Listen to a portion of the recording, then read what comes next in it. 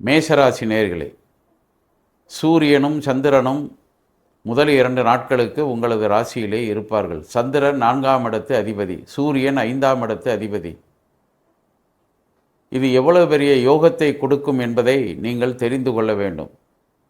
பொதுவாக 4ஆம் இடமும் 5ஆம் இடமும் நல்ல பலமான இடமாகும். அதுபோல் 9ஆம் இடமும் 10ஆம் இடமும் மிகவும் பலம் பொருந்திய இடமாகும். இந்த 2 இடங்களுக்கும் உள்ள கிரகங்கள் ஒரு சேர இணைந்திருந்தாலோ ஒன்றை ஒன்று பார்த்து கொண்டு இருந்தாலோ நல்ல பலன்கள் கிடைக்கும் என்பது ஜோதிட சட்டம். அதுபோல் தாயார் மூலமாக ஏதாவது சொத்துக்கள் வில்லங்கங்களில் இருந்தால் அந்த சொத்துக்களுக்கு நல்ல வழி பிறக்கும்.